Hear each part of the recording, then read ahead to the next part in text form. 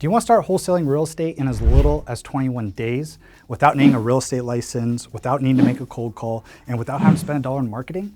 Well, in this video, I'm going to cover step by step exactly how you can do it. And I know that you can do it because I actually helped one of my clients, Tyler, do it within 3 weeks. And this was after he was struggling for 18 months. He spent $42,000 in education and marketing without getting a deal. And within 3 weeks, he was able to wholesale his first house. So I'm going to dive in exactly how he did it step by step. But first off, so we're on the same page, here's exactly what wholesaling is. It's when you put a property under contract, like a house, and it's distressed. So you put it under contract at $100,000 to buy, but you're not going to buy it. What you do is you sell the contract rights to a cash buyer at $110,000, so $10,000 higher, and then that's your wholesale fee. You make $10,000 with $0 invested into the deal. So we've been doing this the last 14 years, and now we're on the same page of what wholesaling is. Let's go into the 9-step process so you can get started today. So step number 1, guys, is going to be pick your real estate market. So when I worked with Tyler, the most important thing was getting started, picking his real estate market. And we just started in his backyard, so San Diego County. And this is what I recommend for a lot of you. I recommend that you start in your own backyard where you're locally located because it's very simple to drive to a property. It's very simple to meet with real estate agents, to meet with cash buyers. And just for some quick context, if you're in a really small market, not a lot of people, San Diego County has 1.2 million people. So if you're in the state of Montana, for example, if you focus in one county, there might only be 10,000 people there. That's not a big enough market for you to start in. Instead, if you're in Montana, focus in the whole state because there's 1.2 million people there. So the beautiful thing I'm going to teach you about the MLS and how we get deals is that you're never going to run out of deals. You're never going to have too small of a market unless you make it small. So he picked his real estate market, and guess how long that took? That took about 5 minutes. Now, the second step is finding 3 to 5 cash buyers. We want to begin with the end in mind here. The cash buyers, I already showed you, they're the people that are going to buy your wholesale deals. Now, when people work with me, they get to leverage all my cash buyers. That's what Tyler was able to do. But how do you find cash buyers if you don't have any? First off, my favorite way, we're just going to use Google. It's called the Google Ninja trick. And what you do is you type in keywords like we buy houses, and then your city name, so San Diego, or we buy houses Denver, or we buy houses cash fast, or sell my house fast for cash. And what will happen, the organic search results, is that cash buyers will start to appear in the organic search results. They're smart enough, they're sophisticated enough to actually have web pages that will rank on Google for this. So it's one of the simplest ways. But my best cash buyers as well, this takes a little bit more time, is to go to Real Estate Investor Association meetings. So if you go to Google, type in your city name and Real Estate Investor Association meetings, you're going to be able to network with cash buyers in your local area. This is where real estate investors go to hang out. So the cash buyers that I referred to Tyler and that actually closed on this particular deal I'm talking about came from meeting at RIAs. It can take you 5, 10, 15 minutes to find these cash buyers on Google, go into RIAs, but then you actually got to talk to them and find their buy box and their buying criteria. So that's exactly what Tyler did. He knew exactly where his cash buyers wanted to buy and what types of properties they wanted to buy. And now we're going to go find those particular properties. So now we have the cash buyers. Like I mentioned, it's time to find hot deals daily. So how did Tyler do it? How do you do it? I'm going to give you my number 1 strategy. It's called the Day 0 strategy. And what we're going to focus on are the on-market listings. So every single month, guys, there's 400 to 600,000 new properties listed every single month. And there's distressed properties in there. So you don't need to spend $1 to generate these leads. If you're paying for pay-per-click advertising on Google, you're going to be spending $200, $300, $400 a lead. This is how we're able to find leads today, right now, this very second, that are distressed, that if you submit a good offer to that particular real estate agent, they will accept your offer. Now, to find these on-market leads, what I love using is something called the MLS. It's the multiple listing service where all of these properties are listed on the market. But you can also use websites like Redfin, guys, or you can use something like Zillow. So don't let getting access to the MLS hold you back. It's something just as a serious professional investor, you're eventually going to want to get access to. But day 0, since we worked together, Tyler was able to get MLS access and find this deal on the MLS. But with the day 0 strategy, what we do is we find all of today's new listings. So in the last 24 hours, look at all the 50 new listings that come on the market, but we're only looking at the distressed properties that are on there. And what you want to do is be one of the first investors to call this agent on a distressed listing, because there's a couple important stats out there. 391%. Let's remember this. If you reach out to a new lead within 60 seconds, you have a 391% likelihood of actually closing that deal. then also of all deals and sales made, 78% of customers actually go with the first company that reach out to them. So these are just business statistics, but I leverage this in the real estate space by trying to be one of the first people to reach out to the real estate agent. So when we're one of the first investors to reach out to a real estate agent on a distressed deal, we give them an offer that they like. Now we have a high likelihood of getting this deal under contract, just like Tyler. So now we use the day zero strategy. We found these distressed listings. Now you have to talk to real estate agents. You have to actually give them a call. And we give them a discovery call. We do this, number one, to build rapport, two, to qualify the lead, to actually make sure it's distressed, and then three, discover. So we discover about the particular deal. We discover the seller's motivation. And the more info, the more data we get from the real estate agent, the better our offers can be. The better calculated they can be, the better we can change and adjust our terms and make our offer the most accommodating offer for this particular seller and agent.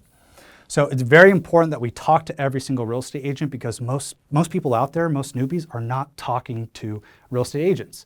And with Tyler in our program, what I do is I actually reviewed his calls, I listened to his calls and gave him feedback. So sometimes just how you sound, you could sound really nervous, you could sound like a beginner, your tonality can be off, you can be hunched forward, you could sound really weak on the phones. So it's really important to get your reps in and understand, calling a distressed house today on the MLS, if a real estate agent's listing it and you blow that call, it's totally fine because tomorrow there's going to be new distressed properties that you call on with an agent that you've never talked to before. So the reps that you're able to get here, guys, the practice is absolutely free. All it takes is your time, and this is why this works so well. Now, within the first week, he was able to get that first deal under contract from talking to these real estate agents.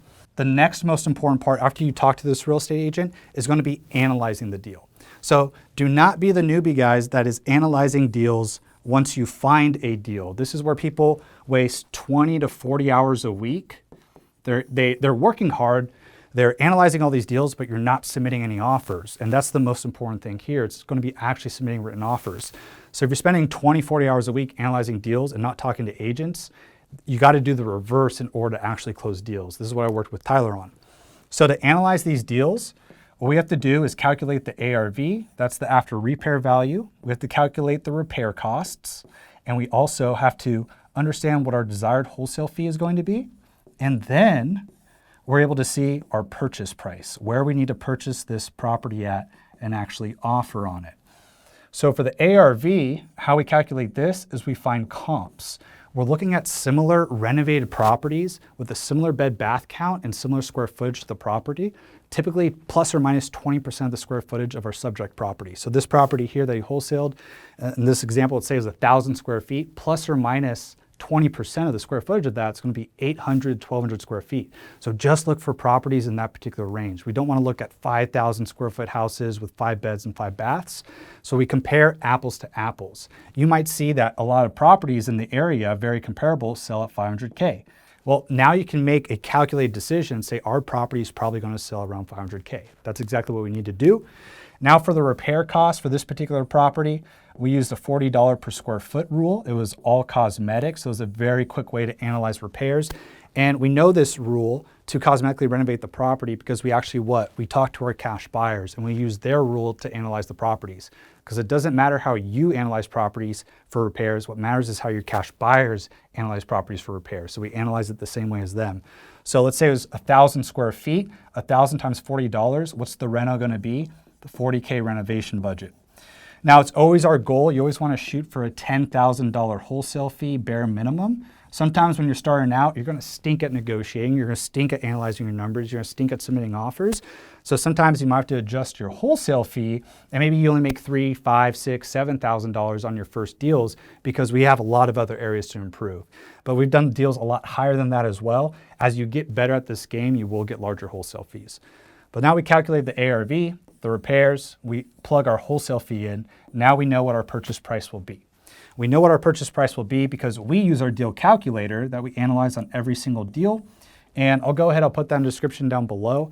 We're not using paper napkin math. We're not using MAO formulas. We use our deal calculator and we analyze it in the lens of our cash buyers. So this only happens from when you actually speak to cash buyers and know how they analyze it.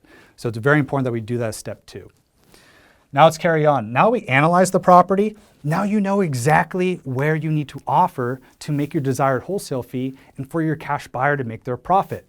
Now what we do is we call this agent back.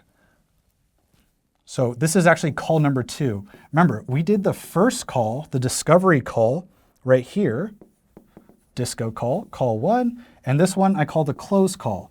So now we know exactly where we need to offer on this close call. We quickly rebuild rapport. We do the ask. We tell them our purchase price.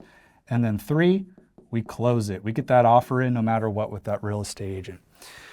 Now, as an investor, clean offer terms is going to be a 14-day close. That's why a lot of distressed properties go with cash investors, because the person's in a distressed situation, needs to close quickly. So not a 30-day close like a conventional mortgage can do, a 14-day close or sooner. A 7-day inspection contingency, that's going to allow you to have a very clean offer and submit winning offers and be competitive. And then usually around a $10,000 EMD deposit in our area. Usually that's 1 to 3% of the purchase price. Now this EMD deposit stands for earnest money deposit. It's due within 72 hours and is typically 100% refundable, but always check your contract. But if you're smart, if you're a pro and you find your cash buyers first, we actually assign the deal first before ever putting in EMD. So you have 72 hours to assign this contract to transfer it to your cash buyer, and that's exactly what Tyler did, so that we don't need to put an EMD in whatsoever. So on this call, we actually have the real estate agent write up the offer for us. And we do that by having them agree to the ask, the purchase price, and then we send the offer terms via email. So purchaser name, all the details, 14-day close, 7-day inspection, the EMD amount or purchase price amount, so that the agent can then go ahead and write up that contract.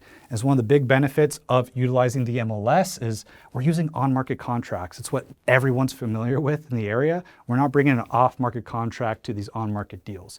So the agent writes it up, sends it to us, and I have this step here. So sometimes they won't just accept it. What do we need to do? We need to negotiate.